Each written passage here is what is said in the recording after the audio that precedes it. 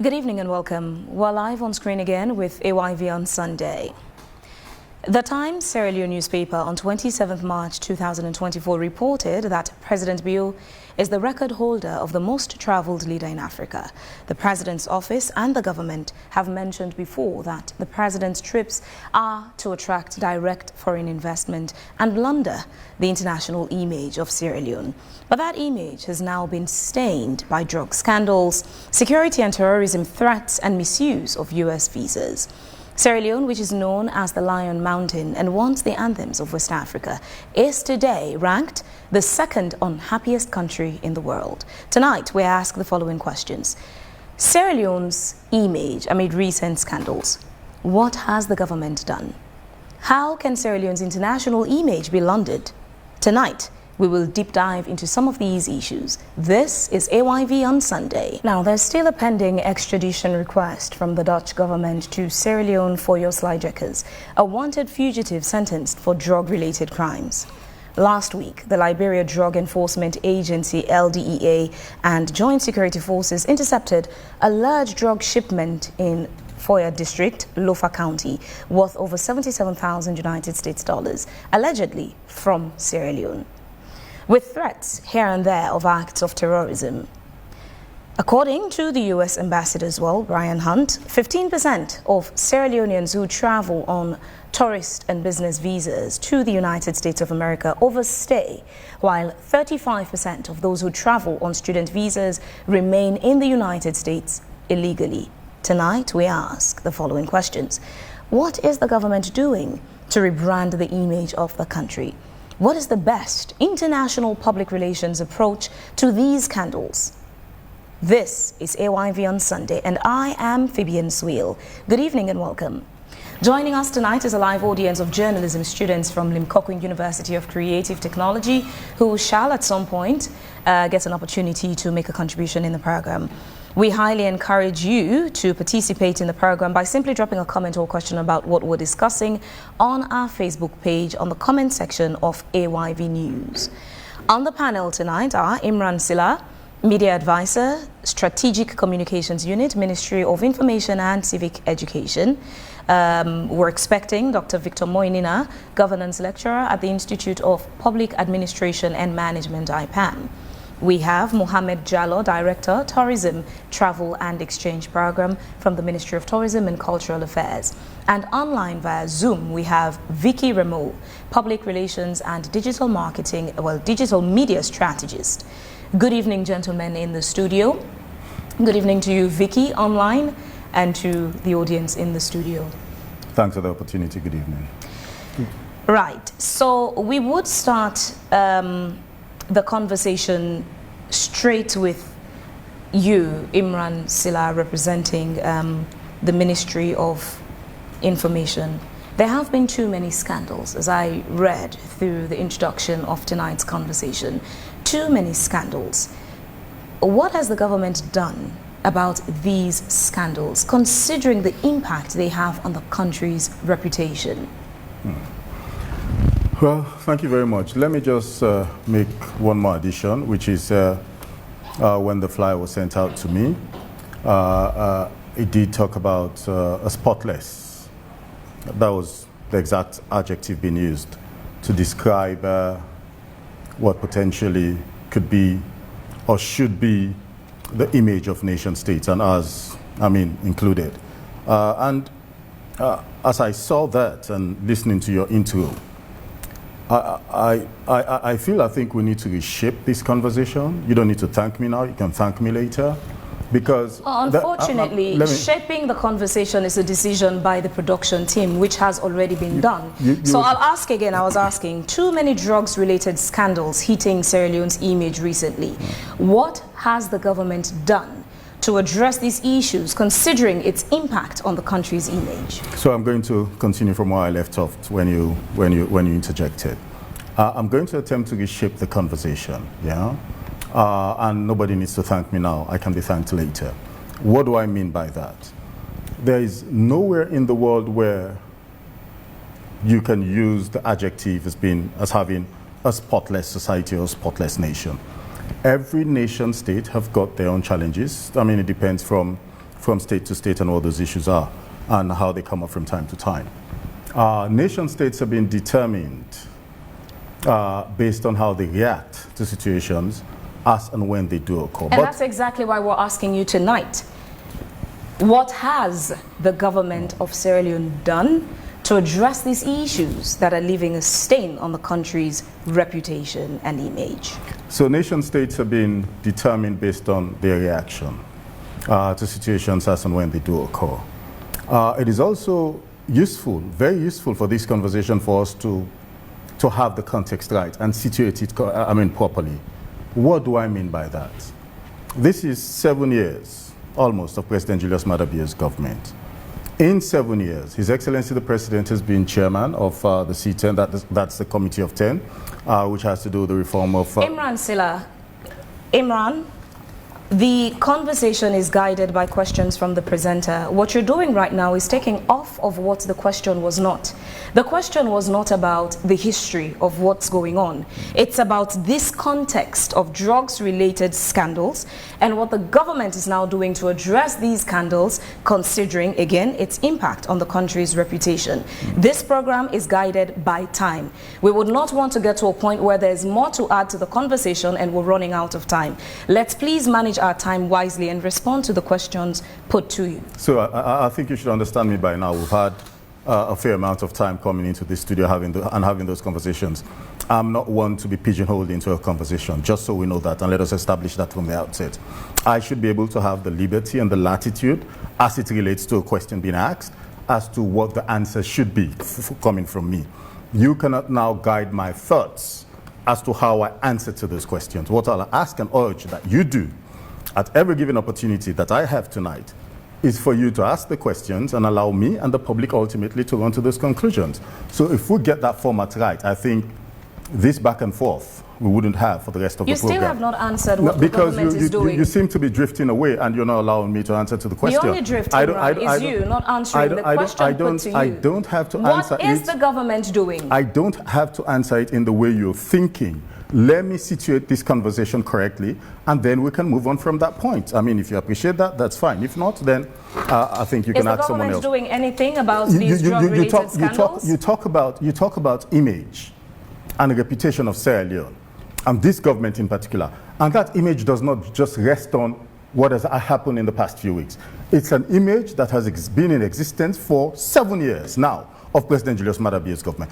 So I think it is worthwhile and useful and necessary that if we are talking about image, we have to situate this conversation correctly and make sure that we pinpoint every single thing that has happened in 7 years to get to this point. And then we can also now talk about the reaction of this government in these moments and the references you've made. So if you appreciate that, then I'll move on from this point. Let me make the point. His Excellency the President has been chairman of the C10, that's the committee that has to do with the reform of the Security Council. He is also, at this point as we talk, Sierra Leone is a non-permanent member of the UN Security Council, and that is going to be for the next 2 years. We also have the MCC to talk about, which Sierra Leone and this government particularly has passed for 7 years in a row.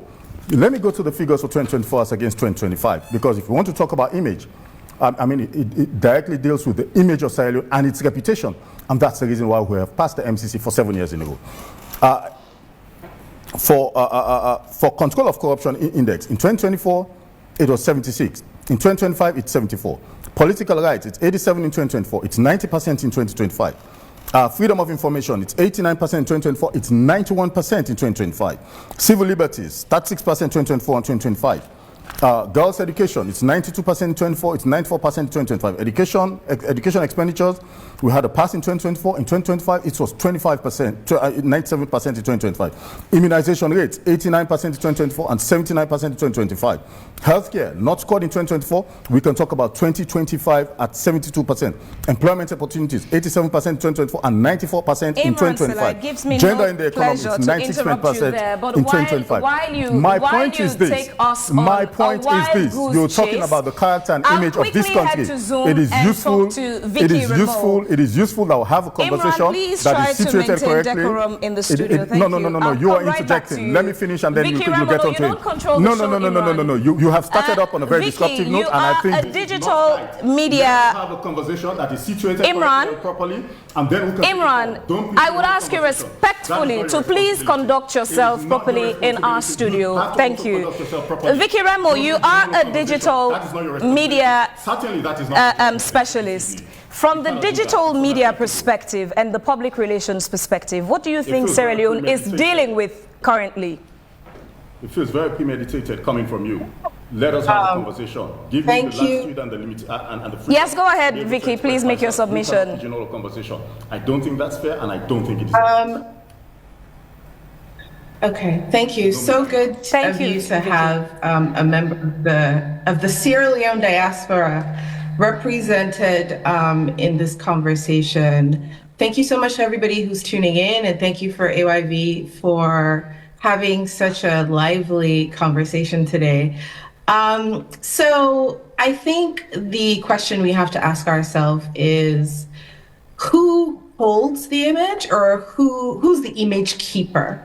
And to whom do we wish to project the image, right? I think a lot of times we focus most importantly on Sierra Leone's external image, but even within the external image, there's more than one audience. And by that, I mean that so for me, I think the most important audience internationally, before we even start to talk about the foreigners, it's Sierra Leoneans in the diaspora. And the reason why I say that is because the way Sierra Leoneans feel about Sierra Leone when they're outside of Sierra Leone has dollars and cents implications. If I'm a Sierra Leonean in the diaspora and I have a positive perception of Sierra Leone, and I think that Sierra Leone is going in the right direction, it means that I'm going to spend more money in Sierra Leone. It means that I'm going to invest in Sierra Leone. In 2023, Sierra Leone's remittance received from the diaspora went down about $83 million from the previous year. That is a 27% reduction. Now, I mean, I haven't done a study, no one's done a study as to why that is, but 2023 is also the year that we had the elections, and we know what the outcome is. I don't know if there's a actual causation, meaning the outcome of the elections impacted how much people send, but that's just the data, right? That's for us to kind of look at it and know that something happened. So as a Sierra Leonean in the diaspora and someone who is in the media space, someone whose work has, over the last two decades, been almost exclusively focused on projecting a positive, dynamic, and diverse narrative about Sierra Leone, I think that we as Sierra Leoneans, wherever you find yourself, we have to personalize the quest of projecting a more positive and diverse narrative about Sierra Leone. Yes, in recent times, the stories coming out of Sierra Leone have been disheartening. I don't even think that the international community really cares that much about our stories.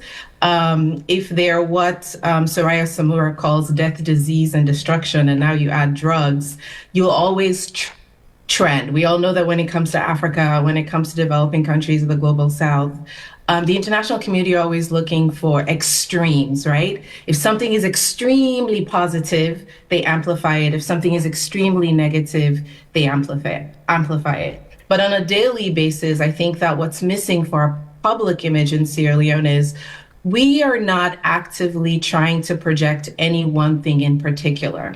I feel like countries should think of themselves as brands, right? So when I say China, something comes to your mind. It might be Kung Fu, it might be Jackie Chan, it might be Chinese food, it might be Chinese technology, it might be the speed or the numbers in China. But when I say China, you think of something.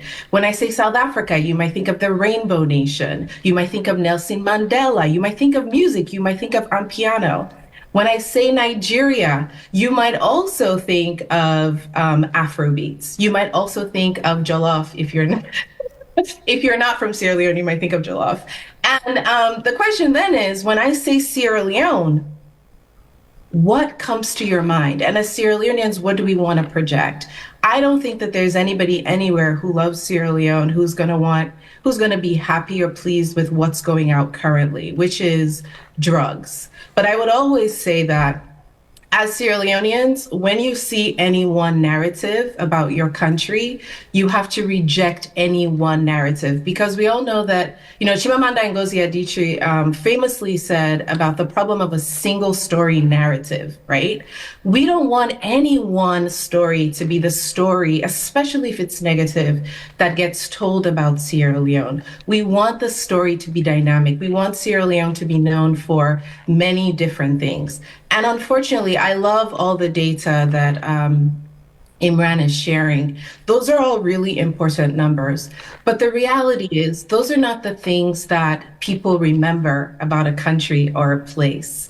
The things they remember are the things that get amplified. And if in the recent weeks, the last 3 months, really, actually, the drug story goes a lot further than that, because in 2023, there was a huge container that left Sierra Leone that ended in Wigan that was worth maybe I think they said 70 million pounds or 50 million pounds, that left Sierra Leone and went to Wigan in the United Kingdom. And so the drug story and that the people who were involved in that, they got arrested and they were tried. But that was a whole container of drugs that came from Sierra Leone. So the drug story actually goes back a lot further. But my thing is, whether you're in government or not, especially people who are maybe anti this government, to not celebrate negativity, to not overly amplify negativity, to say, okay, this is one part of the story, but there are other things also happening in Sierra Leone that are positive. We should make sure that those stories get amplified. We shouldn't get upset when the story is factual, right? This issue with the drugs issue that's in the media, it's real. It's real, and it has real consequences, because it means that our country, especially in Europe, because the story isn't that big in the US, but in Europe, for example, it means that if you're a Sierra Leonean, maybe entering an airport in Europe, you might get stopped and triple checked, because now they associate Sierra Leoneans with drug trafficking. These are things that have real life implications. But my invitation to Sierra Leoneans, wherever you find yourself, is to just reject any one narrative as that's our story, because we're diverse, and there are always going to be many different positive things to amplify about Sierra Leone. So we should try to do that. Okay, Vickie, please continue to stay with us there online. I'll come right back to you. Before we end tonight's conversation, you are a digital, you're a PR person and a digital media strategist. Would love to get, submissions on what could be the way forward for Sierra Leone, what strategies we could implement as a country to be able to launder our international image. But please continue to stay with us. I'll come right back to you. Use the word launder, please. That ain't not fine. Launder, not good. Ministry of Tourism. So with all these issues happening, it sort of directly comes back on the Ministry of Tourism and Cultural Affairs, because it's your area to be able to come up with ideas and, plans and programs to attract tourists to this country. With all that's going on, what have you come up with as a way of attracting people to Sierra Leone, making us a tourist destination, regardless of all these things happening, all the scandals online? Thank you very much. First of all, let me lament on the issue of the image of Sierra Leone. As a ministry, the Ministry of Tourism and the National Tourist Board, we have a national marketing and branding strategy. And with that strategy is a 10-year strategy and a 5-year action plan.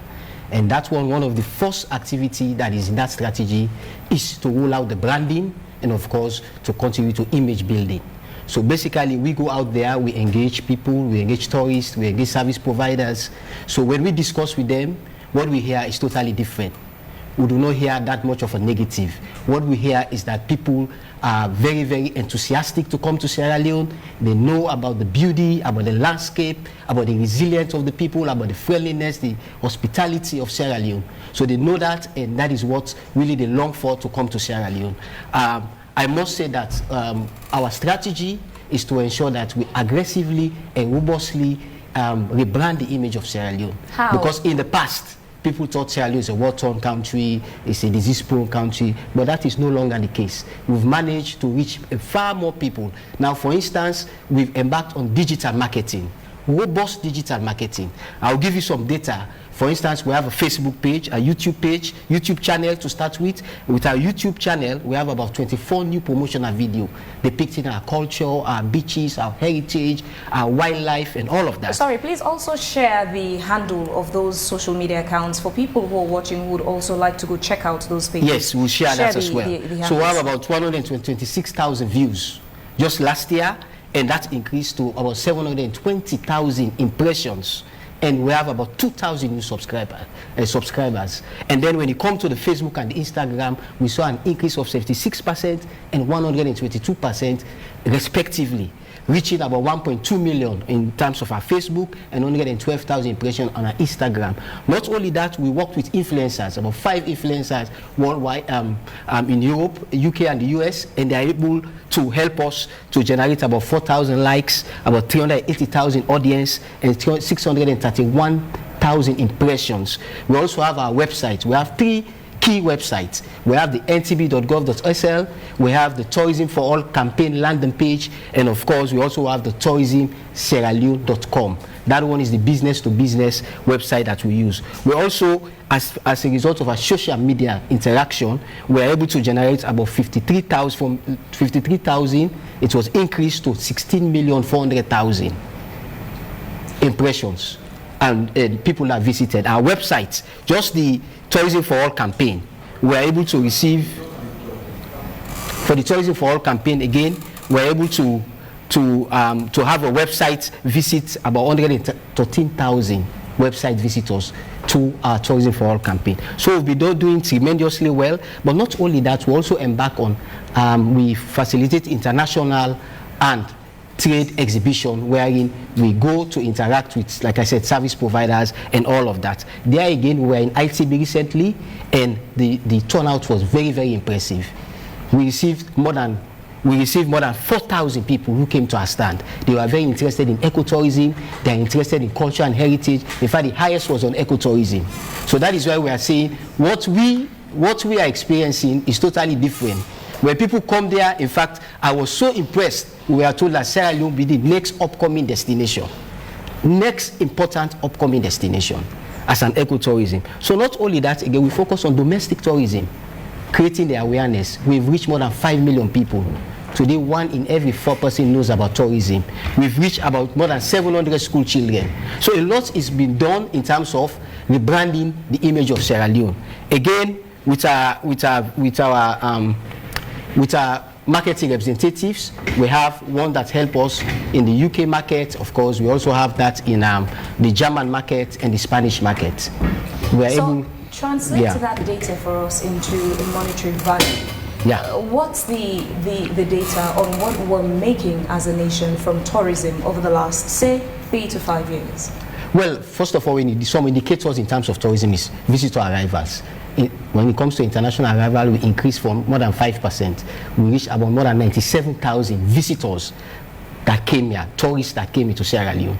You may not see them in groups, they come in smaller groups, but they come here and they expended more than $47 million into the economy. That's the expenditure in paying for accommodation, expenditure in paying for transportation, in paying for food and beverage and all of that. So we are seeing it. In terms of the facilities, more than 44 facilities was developed here in Sierra Leone. It shows, that is an indicator to show that, yes, tourism is on the increase because people are investing more in the sector. And employment was also increased by 18%. So, yeah. Let's welcome Victor Moinina. Thank you very much for joining us in the program. Good evening, AYV, and good evening, Sierra. I'll come right to you. Let me just still wrap up with tourism ministry. I asked earlier that you share the handles of these social media accounts and the website for people who are watching and listening who would want to check out the social media handles and websites. Please share that quickly before we continue. Yes, I will do that. What's the website? The website is ntb.gov.sl, and then we have tourismsierraleone.com, which is our B2B, and then we have the Tourism for All campaign landing page. Okay. So these are there. What about the YouTube and Facebook? They're all there. Just go to Ministry of Tourism and the National Tourist Board. You'll be able to interact with our Facebook and our Instagram In some pages. countries, especially in some, I know that Jamaica, for example, and even Ghana, they have festivals and activities annually that really sort of drive tourists to that country. What can Sierra Leone point at to say this is one symbolic thing that annually brings that crowd of tourists into the country? Yes, I spoke about the partners that we created last year, about 44 partners. Among them, there are two important ones, EcoFest and Bamba Ode. You may be surprised to know that just these two events generated about 50,000 attendees. And when we estimated how much money was spent in attending those two, it's about $1.7 million. Just two events. And we interacted, and we had more than 50 events all across the country that we work closely with our partners, both in Freetown and in the provinces. And we had more than 50,000 people that visited those events. So all of that has been tracked and is being recorded in terms of the number of visitors and attendees, and in terms of the number, the expenditure that is that is spent in attending those events. There has been talks very recently about lantern, reviving the lantern. What contribution does this have to the current situation, if any? Yeah, with regards to the lantern, we know this was an event that was there in the past. Definitely the ministry, just like you mentioned, events are very important, and people want to go back to see all of this happening. But again, we have to tread very cautiously, because we cannot do that alone. We have to ensure that the security sector is well prepared and they're in line with us having to do that. So for now, we are waiting for signals to be able to know what to do about that. All right, thank you very much. I'll come right back to you. Victor, welcome again. So this conversation on Sierra Leone's image, let's look at the drugs situation. Guinea, to a point, had to declare the then ambassador to Guinea, Alimami Bangua, persona non grata. This is related to the drugs issues. And now we have as well the president's daughter allegedly having direct links to Yoslai Jekkers, an international fugitive wanted for drugs-related crimes. With all these happenings in the country and the reaction of the government, going by all that we see, how stern do you think the government's reaction is to these drugs-related issues, especially in terms of setting an example to say we are a non-drug-friendly society? Let me start with the cue that was given. I believe you hosted a program when I was with the Minister of Civic Education and Information. One thing I've often maintained, when things happen in Sierra Leone, it doesn't just affect the government, it affects us, the individual. Quite recently, a friend of mine who is a very senior economist here attended the World Economic Forum in Davos. And on his way from Switzerland to Washington, he was stopped. Because when he showed his Sierra Leonean passport, they asked him, where are you coming from? Are you coming from Sierra Leone? He said yes. He was stopped, checked. Unfortunately for him, he left his headphone behind. When he came back to collect the headphone, everybody in the flight was taken down, and they were rechecked again before he could move. That tells you how much serious it is for a country that is spending up to $7 million on presidential travels alone for a year out of Sierra Leone. In rebranding the country, what can we say as Sierra Leoneans? We've seen often times when other Sierra Leoneans are moving out all across the globe, they are having a problem. Myself, I'm going out of the country on Sunday. And before I went there, or before I'm going there now, I've gone through a lot of procedures, lots of things. So people will tell you that, oh, we are not a drug-friendly country. But what we've seen in quite recent months, not even years, in quite recent months, has led the international community to think otherwise of us. I would say that there is a lot of work to be done. Can you imagine a whole presidential spokesman, I would say, because he's the minister, trying to compare a fugitive to somebody that they say is causing mayhem in Sierra Leone in the form of Adebayo, that the Dutch government refused to give him, and this should happen? That is an unfortunate statement. And I believe that as a country, we need to do a lot more than just saying things. Let us have it done properly, because at the end of the day, it's Sierra Leoneans that will suffer. We have Sierra Leoneans vying for scholarship opportunities to go and study outside. But how would they go outside when the country's image is taunted? We cannot be the next Colombia or the next Cambodia or the next Venezuela of the world. let us think of proactive measures to market our country. And I'll tell you, the marketing is not doing us any good at the moment. We had the the Attorney General and Minister of Justice on Wake Up Sierra Leone some time ago, and I asked him about the extradition request made by the Dutch government to Sierra Leone for your slyjackers. And he said there are things they need to consider before they get to that point of making a decision. One of the things he mentioned is the things that he is wanted for in that country, do they constitute a crime in Sierra Leone? And what I put to him was, Sierra Leone officially is a non-drugs friendly society. So those crimes in Sierra Leone also actually constitute a crime. Of course. The question with him was why the delay in responding to the extradition request, and we could not clearly get the status of your slyjackers in Sierra Leone. Is he declared a wanted man? Is he free? There are too many unanswered questions around him, and also his alleged connection to the president's daughter, Agnes Bio. But what does this signal to other countries about Sierra Leone and our relationship with drugs-related matters? So just recently, I think it was last week, the government, I think it was for Indonesia or one of these Asian countries, they stopped a whole container of tramadol that was said to be shipped to Sierra Leone.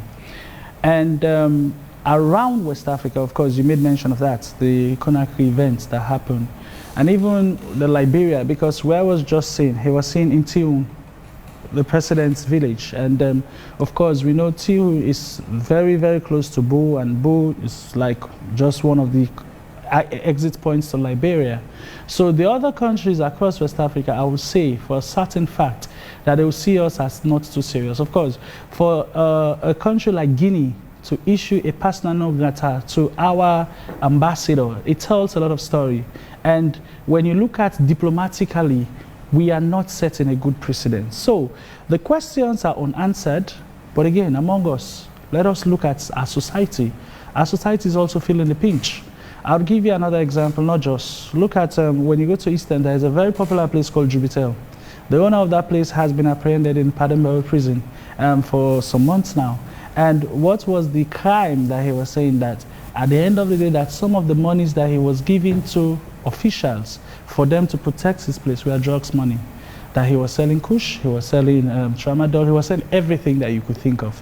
And this was somebody that also came back to Sierra Leone from the US. He was also deported because of drugs-related issues. So you see that sometimes society would hail these people because for them, they are the saviors, the ones that give the cash, make the things happen, and make things to work friendly. So we have a lot of things to do. It is very much heart-rending. I will tell you, drugs is not just a Sierra Leonean thing. Drugs is not an African thing. For a fact, I've done my own studies and I've looked at it from this perspective that we don't have enough people to even buy these things. It's just like a transit point where it passes through and goes. We had the cocaine playing issue that came under the same SLPP regime, but just that it was not under President Julius Maada Bio, it was under another president. The cocaine saga died down. Nobody spoke about it anymore.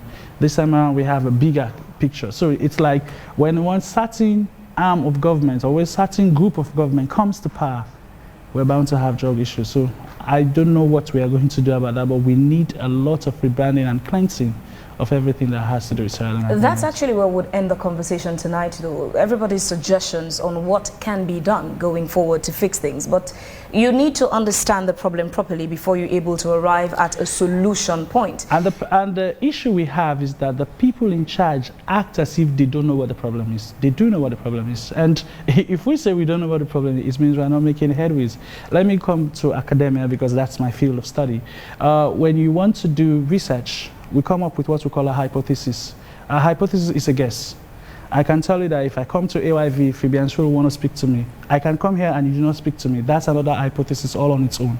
But if we put in together a hypothesis of this, it means that you cannot say you're ruling a people when you don't know how to address their issues.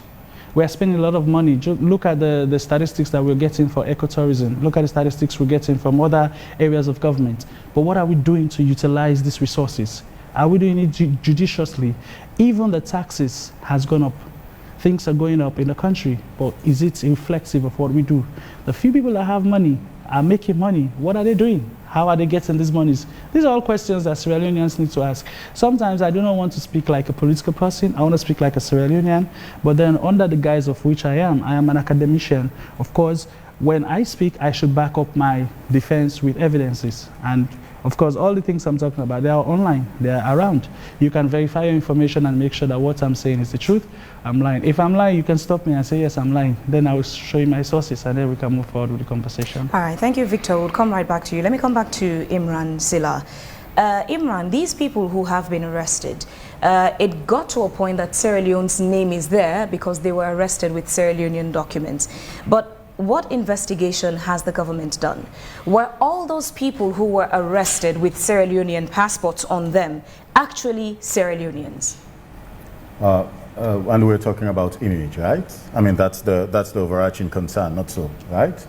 And then somehow you want us to limit this conversation to just the drugs and the cocaine, so unfair, and I think so disingenuous to this whole conversation, and that's the point I made earlier. So let me reiterate. When I started the program, I informed we were very guided by our angle. So there are four things we're looking at. The point is you don't run the program. You respond to the questions. You don't even own this program either. Your business is to encourage us to have a conversation around the issues. In case you missed it during my intro, let me reiterate the 4 points we're looking at. This is not a personal property of yours. We're looking at the drug scandals. It's for us to have a conversation and have the latitude and the freedom to be able to talk. We're looking at the US visa misuse situation. What's the point?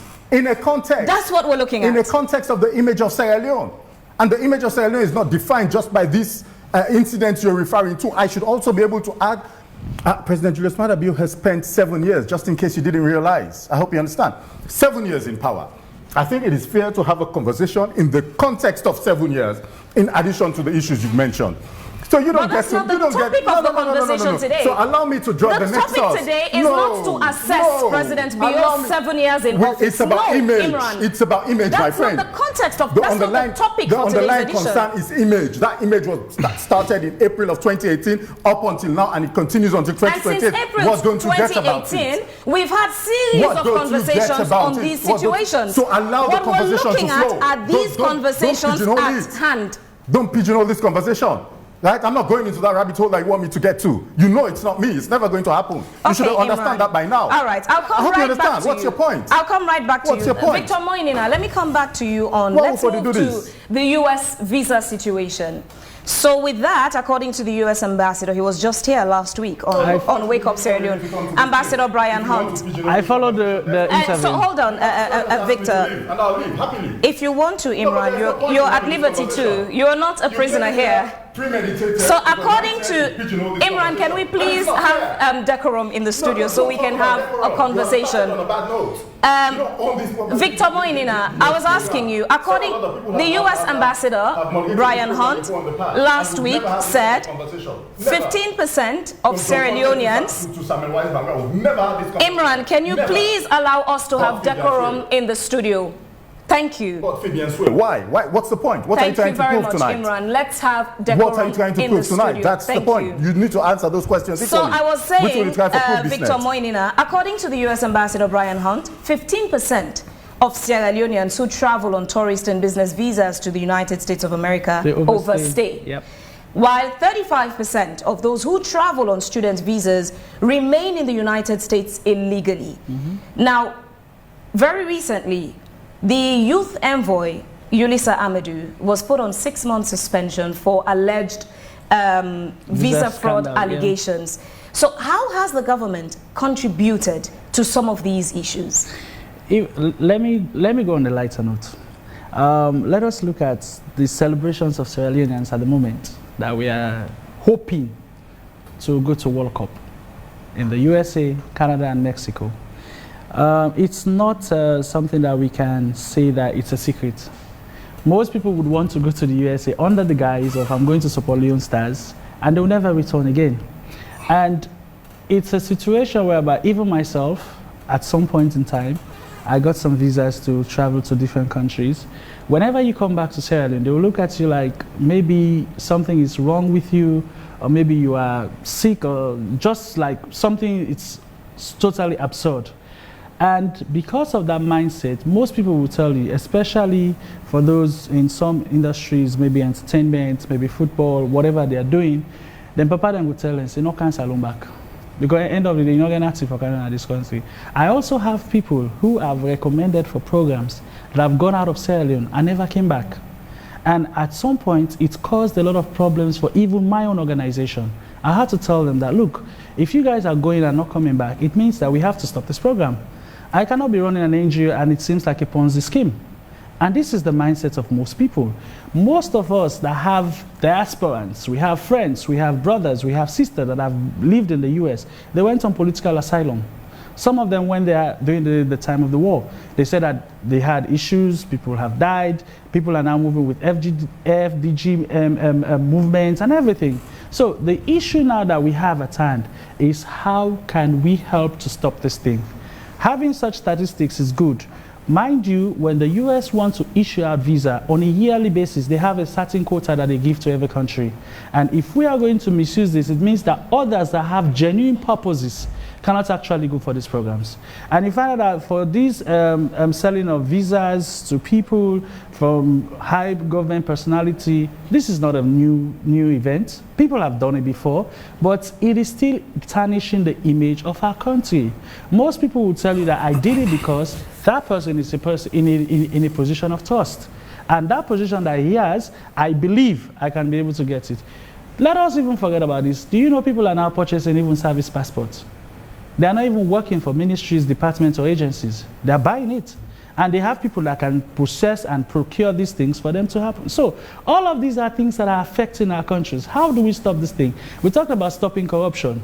These are all benchmark and hinges of what corruption can do in a country. Everybody in Sierra Leone believes that when you live out of Sierra Leone, you are living a better life. And when you live here, it's like you're doomed. Sometimes they will tell you that when I send for you maybe $100 or $200, you're better off. But then when they go to see the reality, it's often translating something else. So we need a lot to do. For these issues, I will tell you, I would not be surprised that in the next coming year or 2 years, if we are successful in going for these international programs, even the cricketers, some of them are hoping now to go to World Cup in Australia. Most of their mindset they have, once I go there, I'm not coming back. So how do we build a country when everybody wants to leave? I've often said, it's even in lectures, that if the colonizers want to do us bad in Sierra Leone, they should just bring a ship at the Queen Elizabeth port. People will go there with their own chains and they will say they want to leave the country. And it is a very known fact, because everybody thinks to live here is a hell. And how do you survive? It's because of the mindset. So we need to stop these things. Let us not put it in political context. Let us put it in a natural context. How can this affect us? We have Sierra Leoneans who are going there for genuine purposes, but some of them will not be granted visas, and it will become very difficult for us to leave. Vickie Remoe, are you still there with us online? Vickie? Yeah, I'm still here. Okay, I'm just checking to make sure you're still there. Now, let's come to solution aspect. Every now and again, we hear of planned protests and violence here and there. At some point, even the president, in one of his official statements in his capacity as president, spoke about the fact that we have terrorists amongst us. And we've got the Anti-Terrorism Act now. We had a Lebanese national and some Sierra Leoneans who were arrested some time ago with bomb-making materials. The drugs-related situation, the terrorism and security threats. The US visa situation now, the ambassador clarified that we are not on any ban as a nation, but just he gave the statistic of Sierra Leoneans, the percentage of Sierra Leoneans misusing their visas. From your perspective as a professional public relations and digital media expert, what do you think Sierra Leone and Sierra Leoneans, both the government and the people, should do at this point to be able to change this narrative of Sierra Leone online and offline?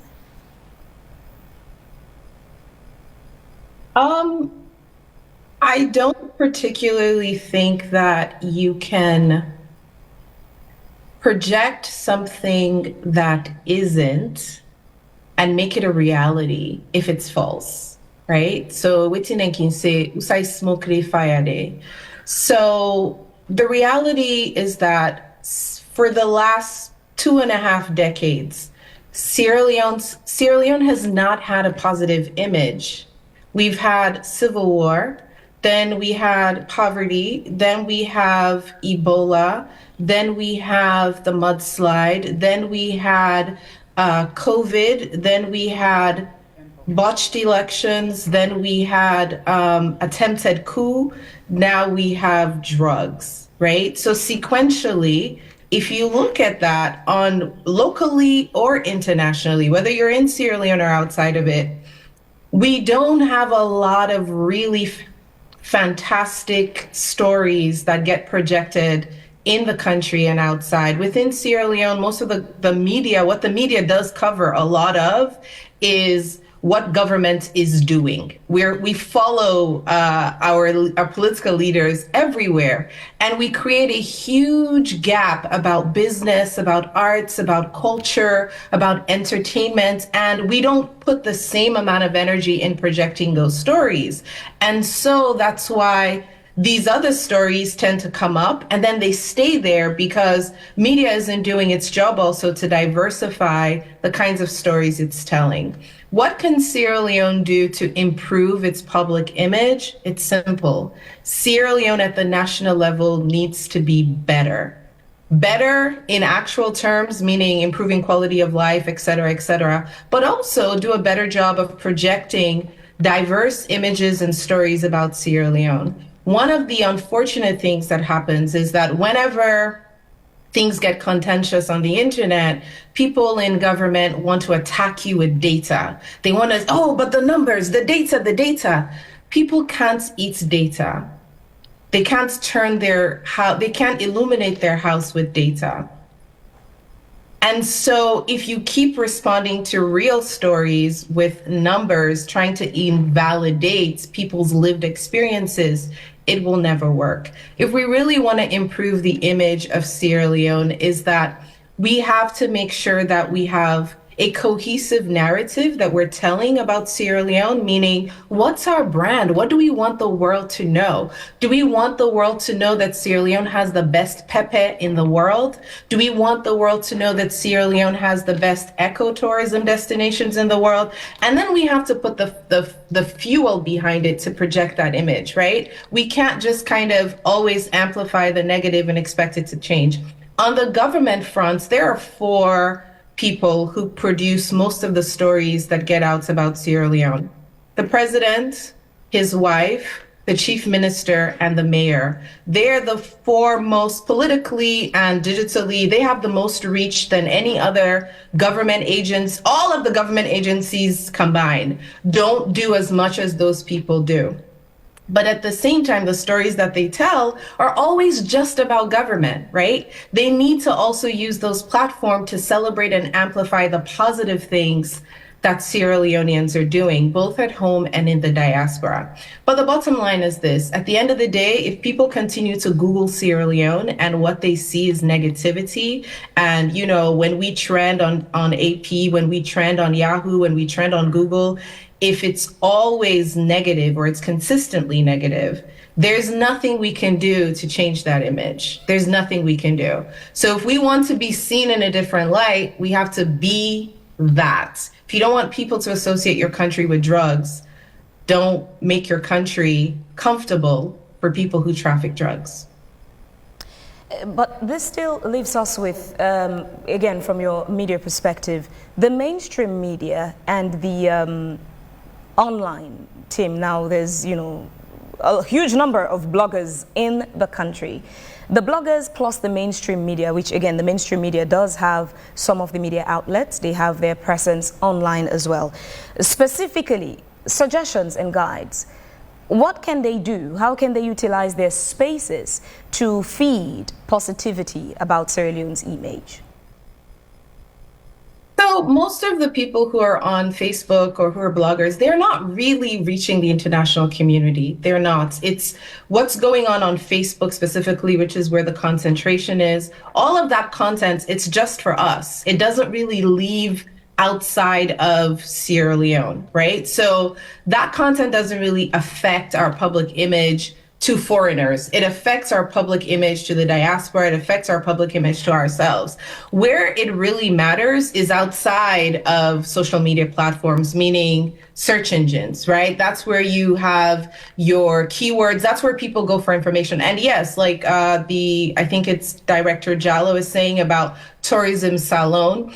They've done a really great job digitally, because 18 months ago, if you Googled Sierra Leone, no Sierra Leonean websites were ranking in the top pages on Google. Now Tourism Salon is on the first page, which is because they've done a lot to improve their SEO. They've done a lot to basically create and provide the content necessary to have their own stories be projected along with all the NGO content that's usually there. So I feel like we really place, when you're in Sierra Leone, people tend to place a lot of emphasis on what the bloggers are doing, but that's really not leaving our social, Facebook is a social network. So we're all connected to each other, so we see that on social media, but the internet is a much bigger place. And outside of social media, the digital footprint about Sierra Leone, about Sierra Leoneans, is just not there. There's a huge gap.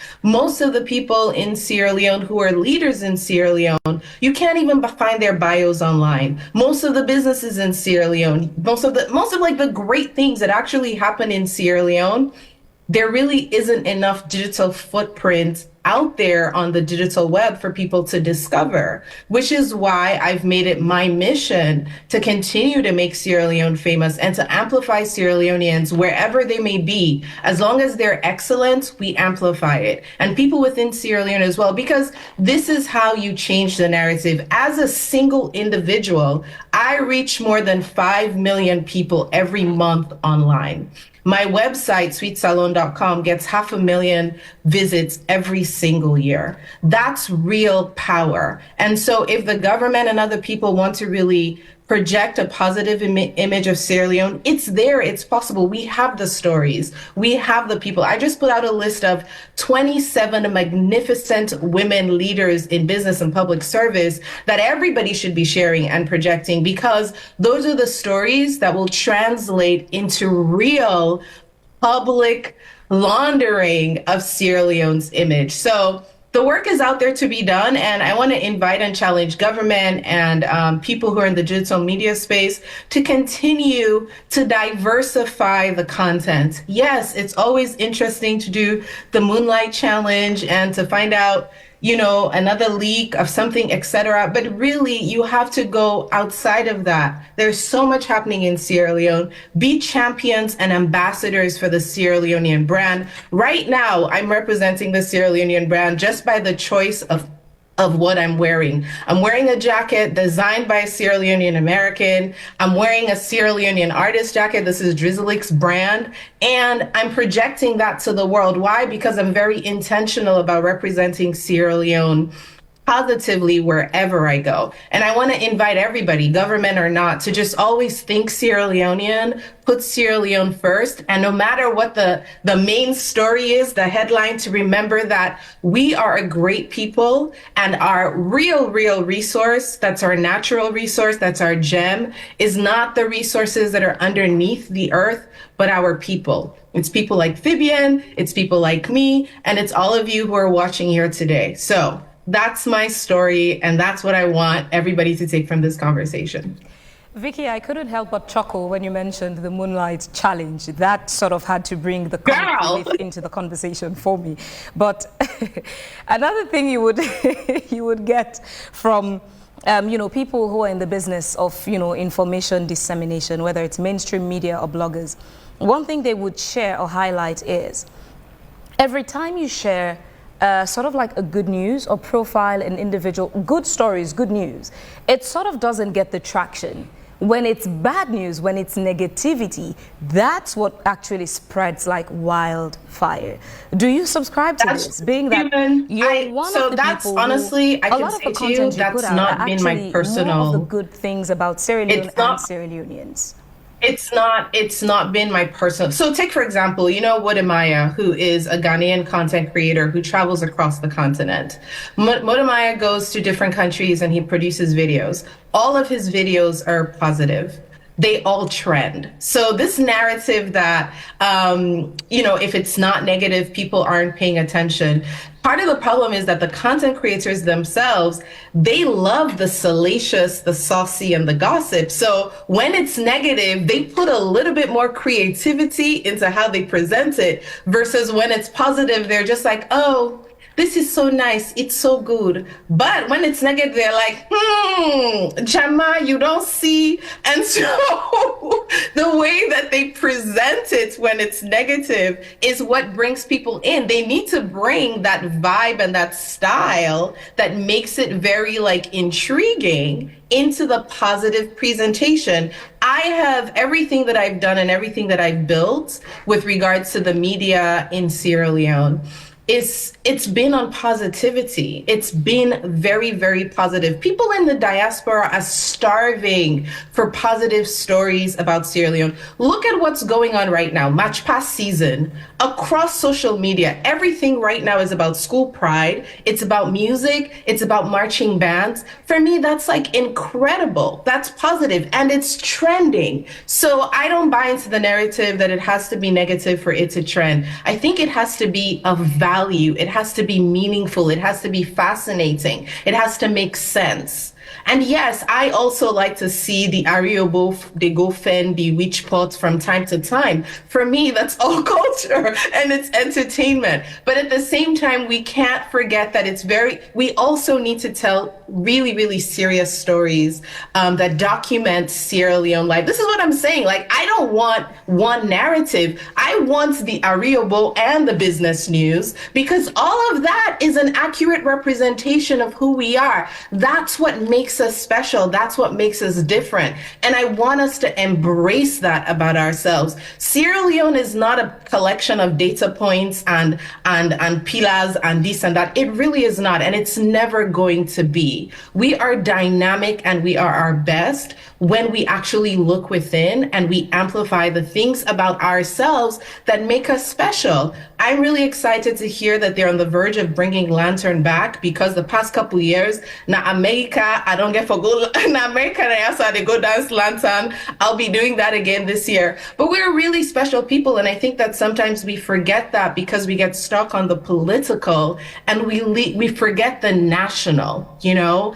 I want us as Sierra Leoneans to really forget about politics, even though it's a part of our lives. But when it comes to Sierra Leone, to think more about this, well, it's over this side, to think more about that. And I always say, wherever I see green, whites, and blue, whether na governmental, whether na APC, SLPP, na America, na China, as long as green, whites, and blue did it and it's positive, I don't need for sabi you. I don't need for let you. You don't need nothing. As long as what you're doing is positive representation of Sierra Leone online, I'm going to amplify it, I'm going to share it, I'm going to lean in for it. And that's what I invite everybody who's interested and concerned about Sierra Leone's image to do. Because the way the algorithm works is very simple.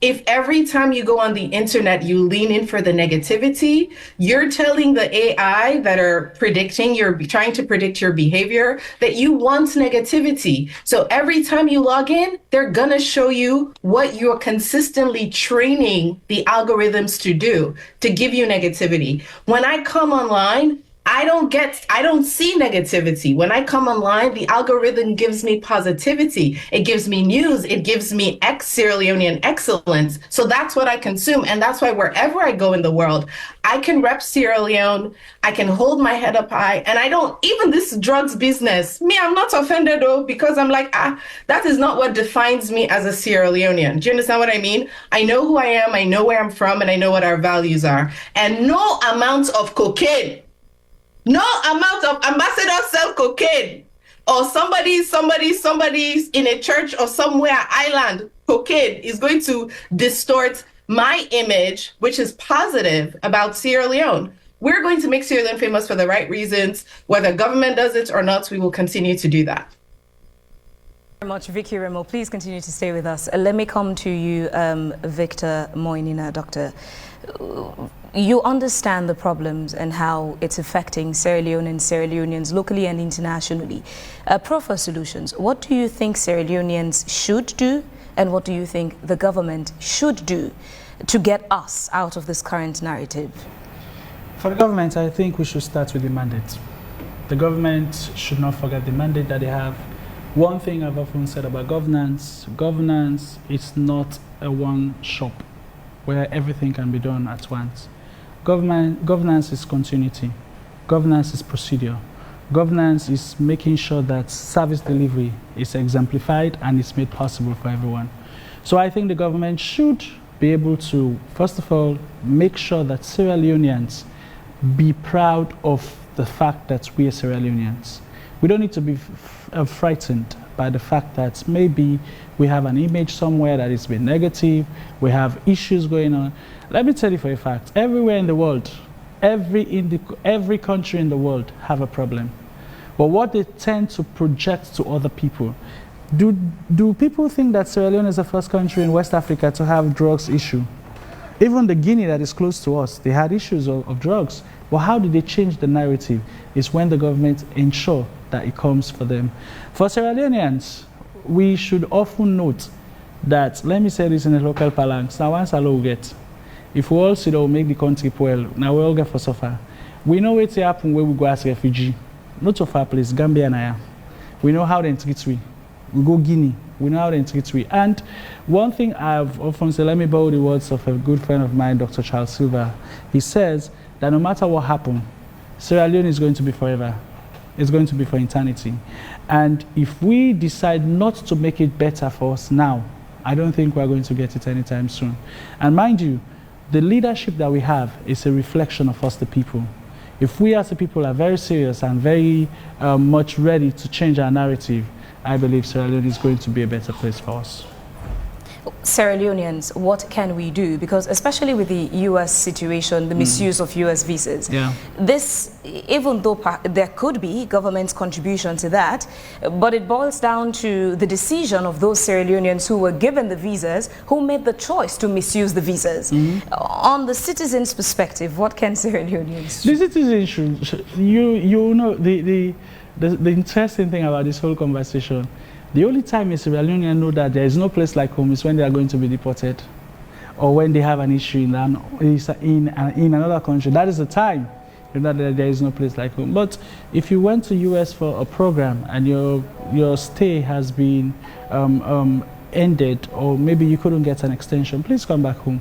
There are other people that want to go and do something else. But if we don't do that, and it all comes down to the mindset of us, the people. Most families will tell you, now contribute to all you go yonder. Where you go, they not can put the family by disgrace. And these things continue to linger on. So as a country, we have to change our mindset, we have to change the way we do things, and we have to change everything that will make us better Sierra Leoneans for all. Thank you very much. Let's come back to Imran Sillah. You've heard the contributions and submissions of Vickie Remoe, of Dr. Moinina. What part of these recommendations or submissions do you think can be adopted? Well, I think, to be honest, you have destroyed my flow and the program in itself. I'm sure you're happy and excited, and you feel that this is a program you own. AYV is now a personal thing for Phebean Swill, and you get to determine the sort of way we interject and the things we say in this conversation. Look, I have been here through Samuel Wise. I have been here to John Conte and others before you. I have never had this sort of rejection in terms of having a conversation. And I've also been here with you. And this sort of rejection in a conversation, right, that has to do with national issues. You're talking about the image of Sierra Leone. And somehow, Phebean Swill, now no more determine which are this image on the parameters through which we're supposed to discuss this image. It is sad and unfortunate. I hope you understand. This is not what a moderator should be doing. Go back, have some reflection, do some soul searching. Come back again next week when you're doing AYV on Sunday. I might not be here, it might be some of the guests. Right? Come back and talk to them And understand that you do not own any conversation. It's not because you're the moderator that means this is not Phebean Swill in personality. Now, if I can determine now within you to say, within this man, for, I mean, who does that? I mean, any sane and sober person coming into any conversation for public consumption cannot behave the way you have behaved. And now you're pretending as if to say nothing has happened. I hope you understand. You want to characterize this thing now. That where would they come here now? It's about Imran Sillah and the sort of, I mean, this is not how you do it. Be professional at least. You're talking about the image of Sierra Leone. Thank you very much for your consultancy services, Imran, on my professional Who conduct. does that? Now let's focus on the salary you receive and speaking to the people of Sierra Leone. No, but you have not allowed me so to the not conversation talk about the we're salary. having, all the responses that you've had from Vickie Remoe, Dr. I came here willing and ready to have a conversation. What is your response on that from the government's perspective? I came here willing and ready to have a conversation, talk about my salary. Otherwise, I wouldn't be here at all to represent government. That was why I came in the first place. So I don't need you to tell me that. Not to offer me consultancy, but to speak for the government. So allow people the freedom and the latitude to be able to have this conversation. Because what we have done since the start of this program is to mischaracterize, right, this whole conversation. How was it mischaracterized? You want to talk about the image, yeah? But then the image is being defined as being defined by Phebean Swill. The image has to do with Almami Bangura, the former ambassador. The image has to do with a certain individual for which there is an extradition request. The image has to do with job. It is all of those. And I said, simple from the start, that image is built over a period and not defined by one singular incident and instance. It's as simple as that. That's the point I was looking to take off from. But no, you shut it down because you had your own plan, you had your own mindset, you had your own thinking, and you were just happy to move on with it. And somehow, right, in the middle of the conversation, or more than halfway in the conversation now, you're coming to ask for reactions from poor soul. Everybody else getting freedom and the latitude for saying what the people say. Yeah, but Imran Sillah, no, and then you want me now to interject. We have mischaracterized this conversation. So when you talk about visa is 35% and 15% as the data suggests, or what is government doing? And somehow you connect it to other things, right, as it relates to government. It is so unfair, 15%. What I would have loved to see the American ambassador do was to give a disaggregation of that 15%. To break it down. In terms of how many actually belong to just ordinary citizens when they do their applications there. Yep. In terms of the 35%, how many just belong to ordinary citizens when they do their applications there, for students then, where they go and not come back. Yeah, so those are the things. But has government engaged him? So again, you need to be able to follow the news also. Not necessarily come here and determine what you want. She makes the news. No. not necessarily come to AYV and determine what those conversations should look like. Because Honorable Timothy Kaba, the Minister of Foreign Affairs, was on 98.1, having a 1.5-hour conversation on his meeting with the ambassador, but then on other issues as it relates to his ministry. The American ambassador too, I think, came here, but was also on 98.1, having all of these conversations. So, I mean, so much has happened over this period, yeah, that you're supposed for, I mean, we should be able to take the time, just, I mean, go into these issues. How does it connect? How does one connect to the other? There's an extradition request, yes. What are the laws as provided for? Act number 6 of 1991 Constitution, as it relates to extradition. As we speak, what's the status of that extradition request? I know you're asking for the status. Let us talk about the law first before you come to the... I know it's not your obsession, Andy. That's the news for you. I hope you understand. That's where you're going to be juicy too. I'm not going to allow you. Let us come back to what Act number 6 of 1991 Constitution states. Yeah? Look, it states that there are clear provisions under which an extradition is going to be accepted and met as it relates to every other country. It is not just automatic. It does not just happen instantly at an instant because there's an extradition request. Therefore, suddenly that extradition is granted this individual. The last, in one of the press conferences that the Inspector General came to, it was public knowledge that the security sector did indicate that they were looking for this individual. They said they were looking. They even further went on to say, anybody will get any information, any intelligence, or anything where they lead to this individual for be brought in. They said they would appreciate that and let the public contact them. I hope you understand. That was known, that was made public at a press conference, in one of our press conferences. And so from that point, I have not heard back from the security sector, the Inspector General, as it relates to that matter. So, I mean, these are things we have to probably look at critically, one from the other, dissect it.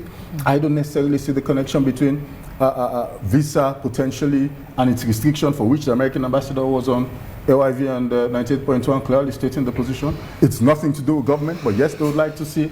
I mean, what could government do? It's also about what they could also do as, as an institution, the American embassy, in terms of who they grant visas and the kind of due diligence that they do. I hope you understand, is issuing out those visas from individual to individual. And so there are a lot of things. It's not just one size fits all, that I should come now, Imran Sillah, you can't subject me to the kind of characterization, the kind of mindset where you get. That's petty. So let's talk about the extradition down, they not request. Just get a proper conversation. Who can What's the current status of that extradition request by the Dutch government? Look, extradition request has to be consistent with the 1991 Constitution Act number 6. It has to be looked at, it has to be evaluated. We know that in every country, when you're asking for an individual to be extradited, you also now have to bring in the evidence. The same for the UK, the same for the US, the same for every other Western country. You have to now bring it in because they now have to put that through, right, their own national test. Did the Dutch government fail to provide that evidence to the government of Sierra Leone attached to their extradition request? You're saying you need to submit evidence, so I'm asking, did the Dutch government fail to attach that? So you're missing the point. We're talking about what the law makes provision for. Yeah, but I'm not talking about what has been specific to the submitted. Dutch government's extradition request. So the law makes provision, but in this context, have they submitted all the needed information to the government of Sierra Leone? Those are two separate things. They have submitted an extradition request. Did they submit to the government all the necessary information you need? Acknowledged by the Attorney General and Minister of Justice. Yeah? Alpha CC did acknowledge that he has received. If there are any further conversations that they need to have, it's going to happen between Alpha CC, the Attorney General, and his counterparts. Yeah? For and on behalf of the Dutch government. If they need any further information that they need to be able to come to those conclusions and make that decision, then that should be a direct conversation between Alpha CC, the Attorney General, Minister of Justice, and his counterparts in Holland.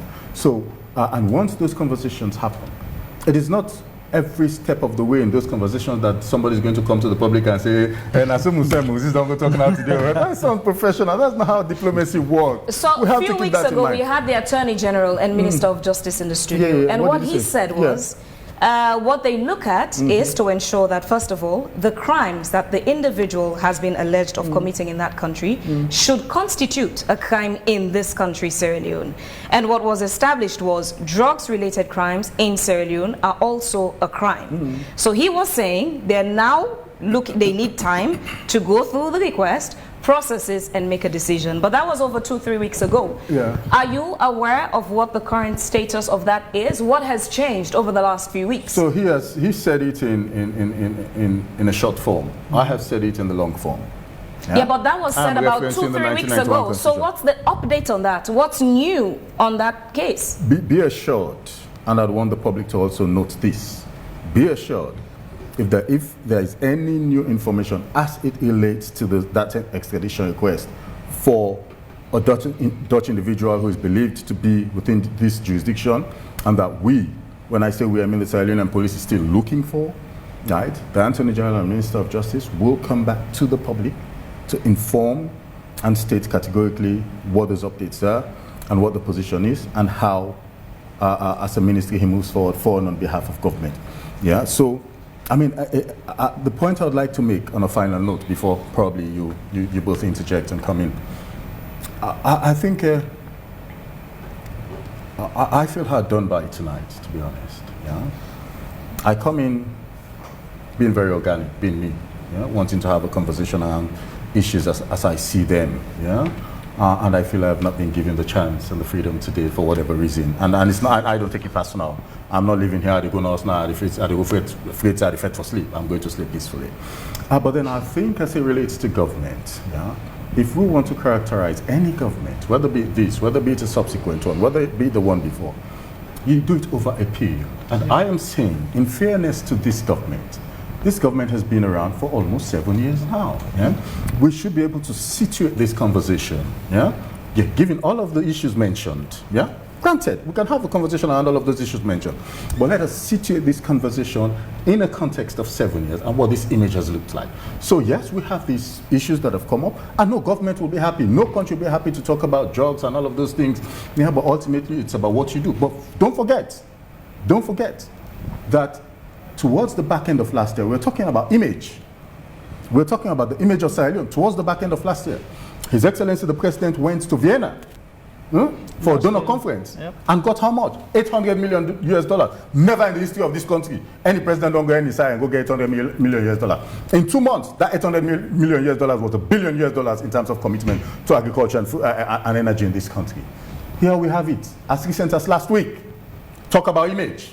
For the first time in the history of this country, certainly since independence, surely since the introduction of multi-party politics in 1996 in this country, we were talking about the reduction in rice for more than 250,000 pounds. Well, I mean, things are happening.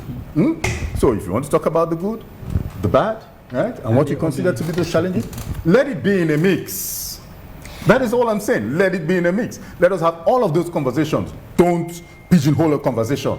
That's not your responsibility as a moderator. That's the point I'm coming back to. As part of the putting all in the mix, I asked you earlier, those people who were arrested with drugs-related issues, it became tagged to Sierra Leone because they had Sierra Leonean documents. Has the government done any investigation to ascertain whether all those people who were arrested with drugs-related, not just Guinea, there are issues in Senegal, in Liberia, in Guinea, I'm saying all these issues.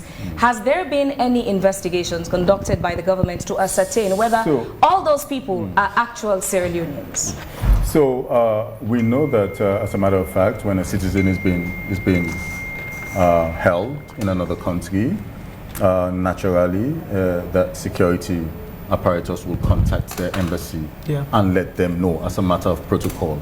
The embassy would now follow up to find out what the issue is, what those issues are. But that those individuals are subjected to the national laws of those countries. I hope you understand. The Sierra Leonean embassy or the closest embassy can make a representation if they feel that this individual has been advantaged in any way. They can make a representation, or they can provide whatever support they can from time to time. Now, for those individuals, apart from Guinea, Conakry, those respective embassies would definitely be in touch to find out. But then we continue to urge our citizens across the globe to respect national laws and make sure we do nothing as against the laws of this country as it relates to Guinea, Conakry, more specifically.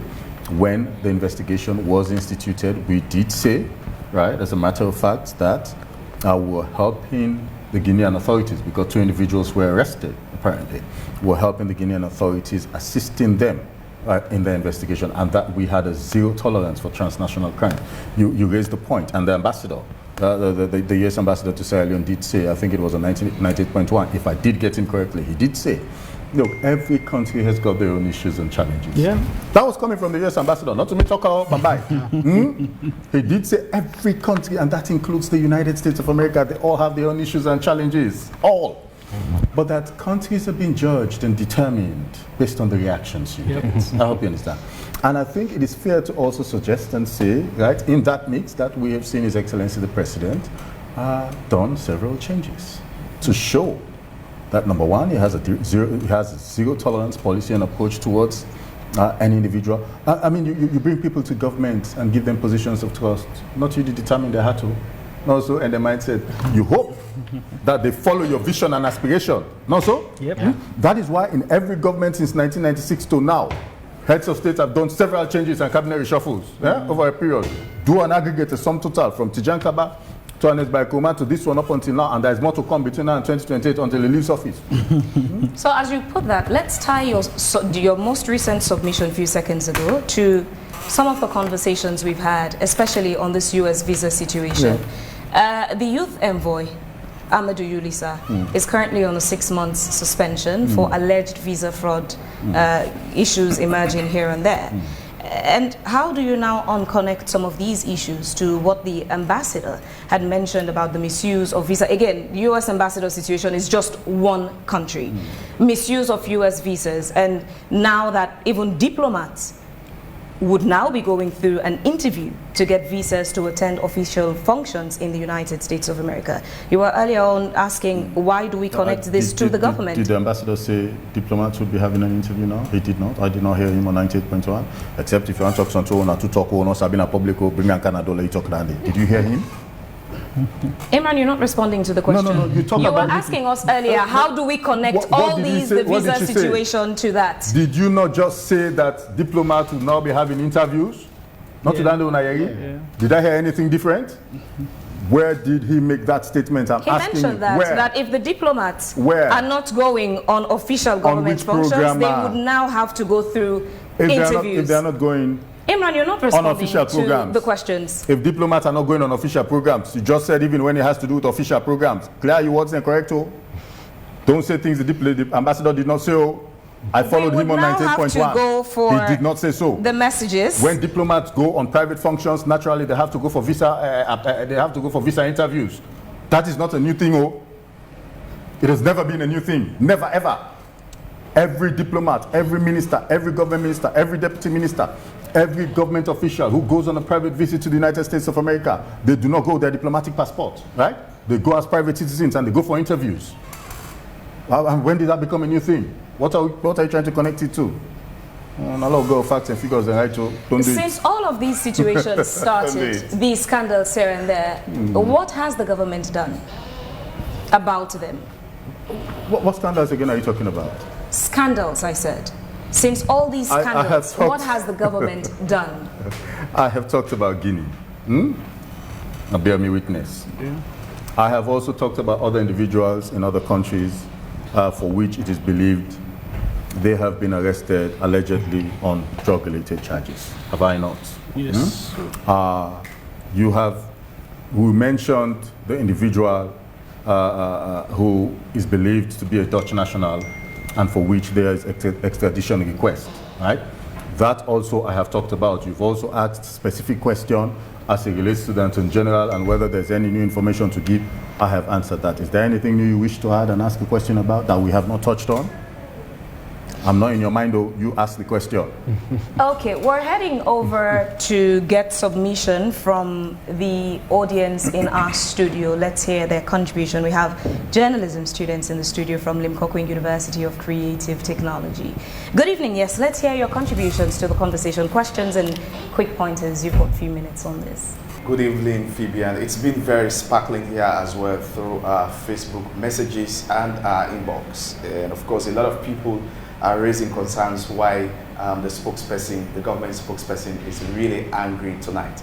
But let's take some of the messages. And of course, Cisse says, why is our country so exposed to drug smuggling? Be reminded that President Bio promised to clean the image of the country before governance. And of course, Lamin Denke says, there must be a valid reason to protect our country's image. We only have one Sierra Leone. We should be careful of what gets amplified.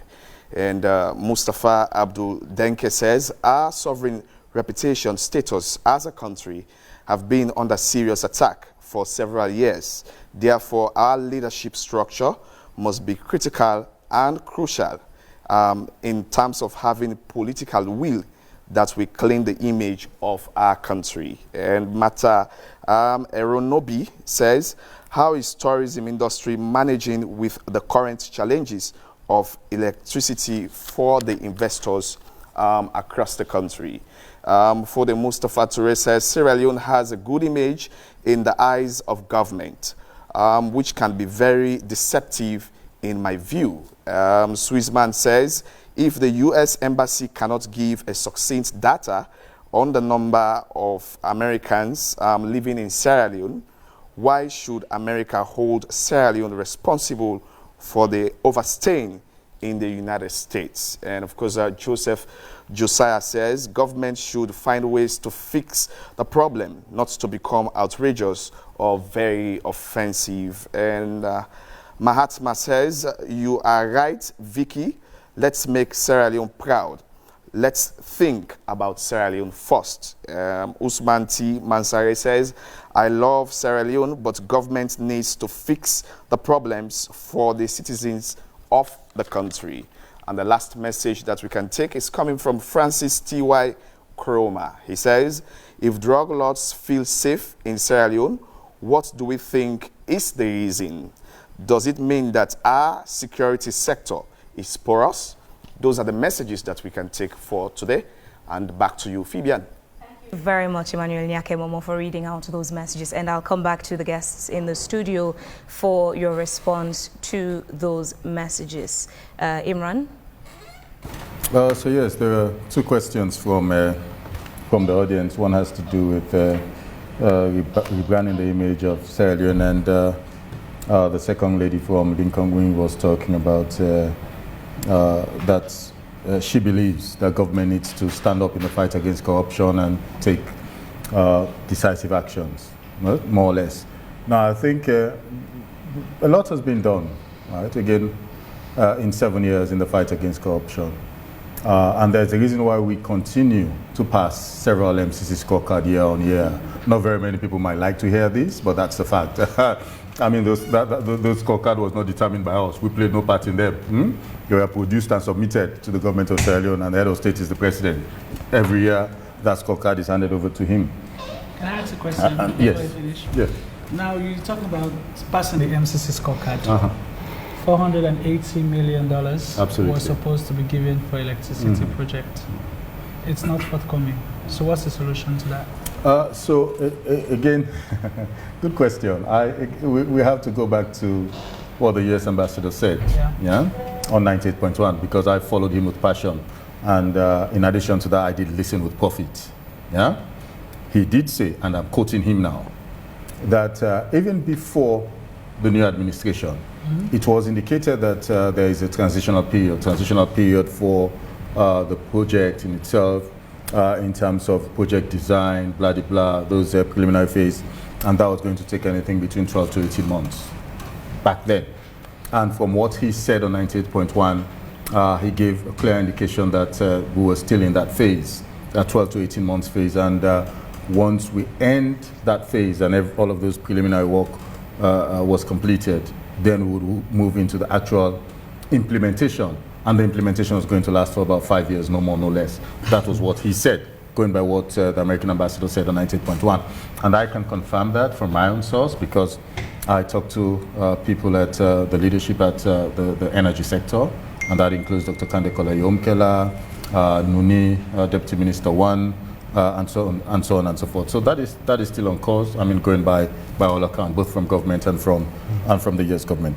And so, coming back to your question, we continue to do our best in the fight against corruption, and we see several reports, international reports, being presented and made public, which shows that we're doing the best that we can, given the circumstance, and that is why we continue to pass the fight against corruption, and we will continue to do more. That's a commitment I'm going to give. We instituted some time ago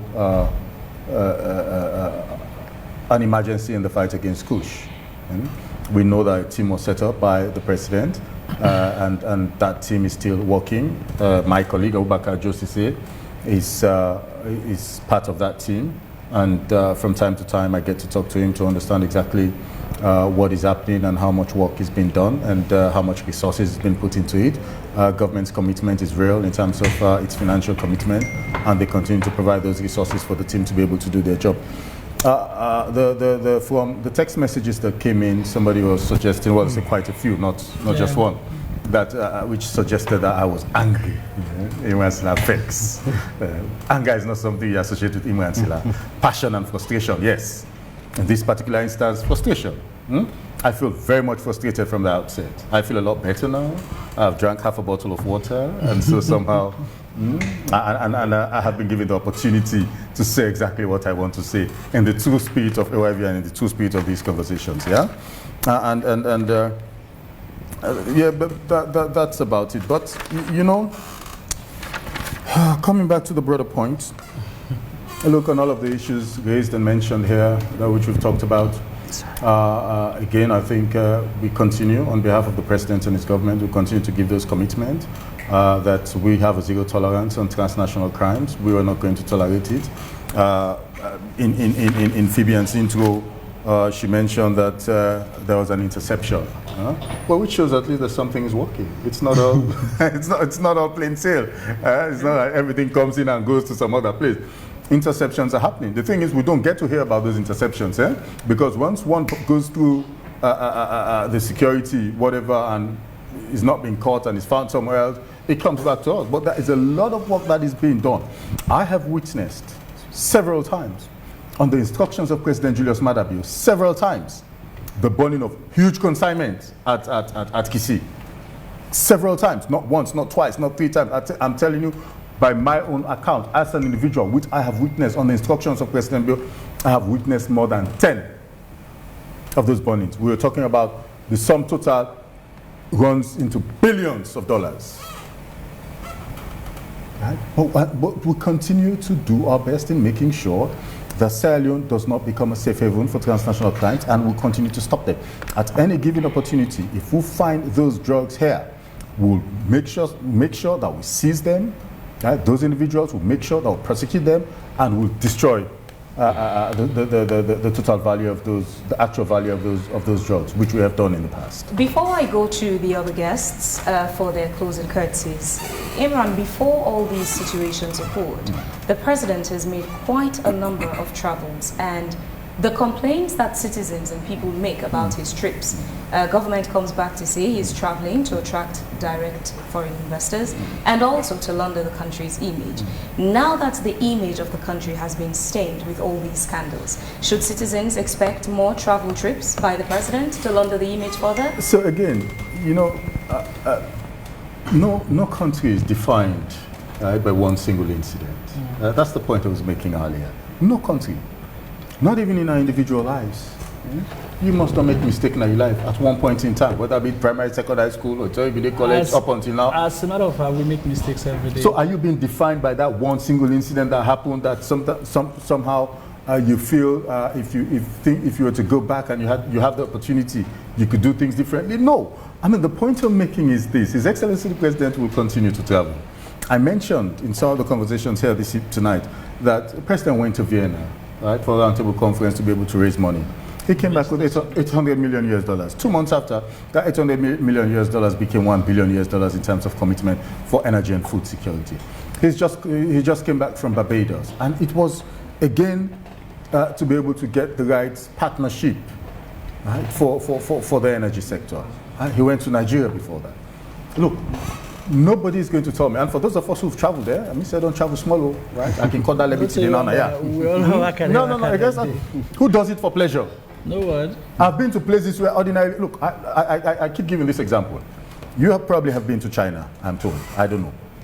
I was given an opportunity to go to China in the early parts, right, of President Julius Maada Bio in his first term. 12 hours on a plane from Ethiopia to China. I did not fancy it. Very long distance. I tell them, say me not get nothing for go do day. The point I'm making is this. Who travels for fun to a country like Barbados? Yeah. Who travels for fun to a country like Australia, Vienna, Switzerland? Who does that? Nobody. And very recently, interesting, they don't add Dr. Kande Koleum Kenai in the number of travels. So they say they travel, no more this, that. Look, for all of his international jobs, before he came back to Sierra Leone, that man has traveled to 100 countries around the world. 100. In his youthful and more energetic days, he's done 100 countries around the world. Not many Sierra Leoneans can claim to have traveled 100 countries, right, in this day and age. But he comes back, he's doing this job for Mama Salon, right, with all his as directed by His Excellency the President, right, on his instructions, because he's the Minister for Energy. He's doing all of these travels, and somehow he's been lumped in together now, the President, and say, enjoy the fly, no more than the chapter. Who does that for fun? Nobody. His Excellency the President will continue to make those travels to be able to attract the right investment. Yeah? Sierra Leone is never and will never be defined by one singular incident. It is never going to happen. Those incidents are things we do not wish upon ourselves. No government would wish the sort of issues upon themselves, right? Is how you react to them. That is what ultimately matters, and I think that we have done sufficiently well to be able to suggest that we have a zero tolerance policy and approach in transnational crimes, and that is going to remain our posture until the end of the second term of President Julius Maada Bio. We remain committed to this fight. We have a zero tolerance policy, and we will continue to pursue that direction, right, for the foreseeable future. Thank you very much, Mohammed Jallo. Yes. What would be your parting curtsies? There have been some suggestions by Vickie Remoe and Dr. Moinina by your side there, and even the messages from the live audience and the Facebook viewers. Yeah. So what are you taking from it? No, first of all, I want to state that for us in the tourism sector, we focus on the positive. The positive is what to focus on, and sharing data is nothing wrong. You have to measure your progress, you have to identify your challenges, and that helps you to be able to improve. And for us, again, in our sector, what we realize is that we have Sierra Leone has an image. There's a perception. We have a slogan called Explore Freedom. That's our slogan, Explore Freedom, and that reflects the resilience of the people of Sierra Leone, that reflects the rights that people have, how people feel comfortable when they visit this country. And what we are known for is our beautiful beaches, is all the beautiful things that we are known for. Sometimes we take our country for granted. People out there, when you talk to them, they have admiration for this country. People want to visit, they're enthusiastic, they want to come here. I'll give you an example. Just this year, between 27 and 28th of April, we have 2 cruise ships that are coming here. 2 cruise ships for about 200 people. Had it been that the image is that bad, I don't think they will be coming. We hosted the Budapest, and next year we're having close to 2,000 people. The Budapest with Makorali that are coming in as well. And not only that, we just hosted the Women in Tourism Congress. We brought about, we have 500 people under one roof, and 18 we have people from 18 countries that visited this, that participated in the conference. So there are so many things that, that are good in this country, and I think as Sierra Leoneans, for us in the industry, we want to see more positive news, more positive posts, so that Sierra Leone out there can have people can have a better perception about Sierra Leone. There is so much in the pipeline. And somebody asked a question about energy. When it comes to energy, definitely the tourism sector thrives on energy. You need the ACs to come on and all of that. You know, there has been challenge many years back, but of course there have been improvements. Over the years, there was no electricity at Long Beach. Now there is electricity. Yes, sometimes intermittent power supply, but it is there. So we hope for more to happen so that we can increase on the energy supply. Yes, Dr. Moinina. I think everything has been said. I am just going to buttress that all is not lost. As a country, we could still make some efforts and we could still make some corrections. As I said in one of my programs, Salon, we get beaucoup for do. I don't think so we don't get leader it's Alexander Edmana will get first at the country. When we have a leader, even if it's just a term, they would make corrections. Let me compare Sierra Leone with other countries around us. Guinea, under military regime, doing very well. They now have a national airline, construction of roads, hospitals, many things are going very well. Burkina Faso, very close to us as well, doing fantastically well. And other countries. So what is the issue with us? It seems as if we are moving in cycles. We could have some progress today, tomorrow we're going backward like 5 steps. If you want your country to grow, you should first of all empower the people to look at things done properly and let them have a mindset.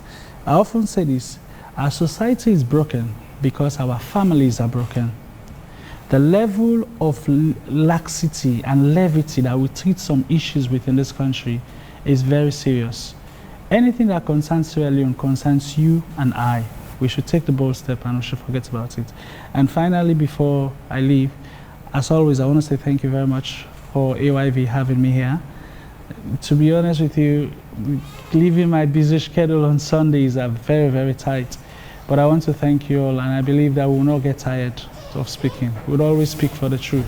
Because like how Emerson says, two, you not get false name, you not get surname. Two, not two, I see put and I say get for the.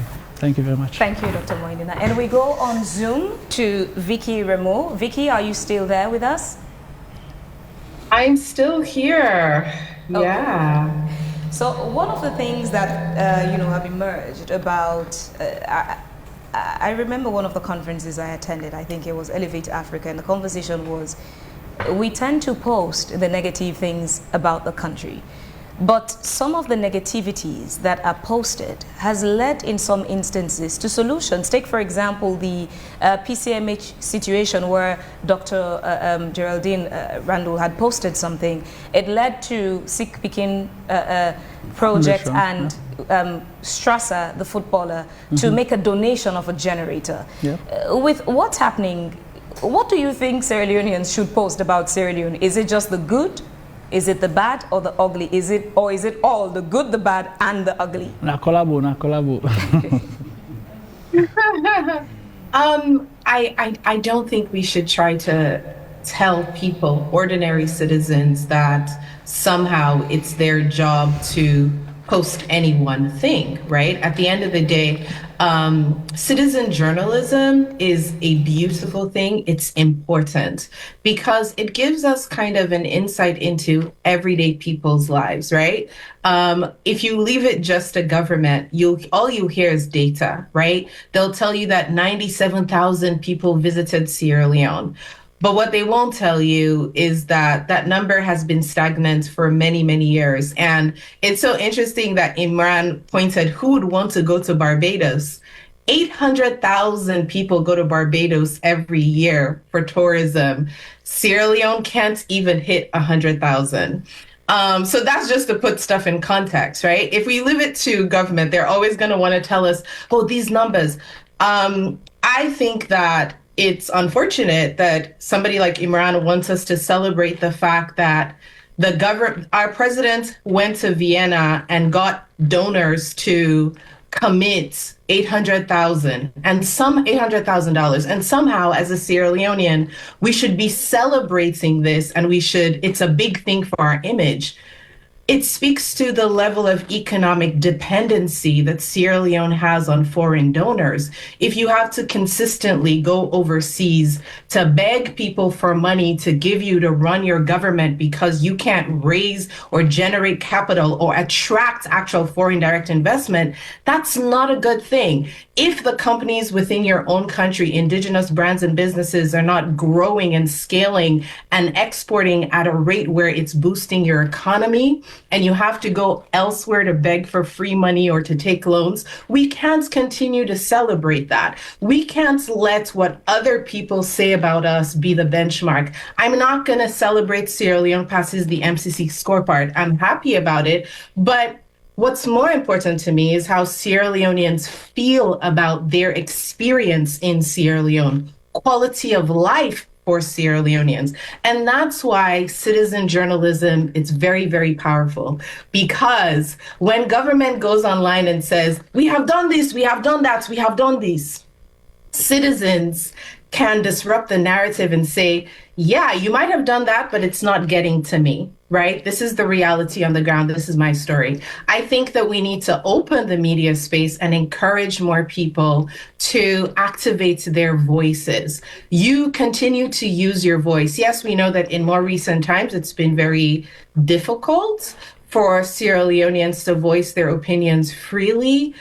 We know that cyber terrorism or cyber bullying act is out there. So Big Brother is always looking. And so that has impacted the rate at which people voice their concerns. But it's very, very important for people to do digital activism. People need to use their platforms to champion the causes that are important to them, because that's the only way that we'll get a real, fair, and equitable representation of what's going on the ground. Now, yes, I choose, because it's my job to make Sierra Leone famous to the right reasons, to amplify the positive. But it doesn't mean that, like this month, we're doing a Ramadan food drive, right?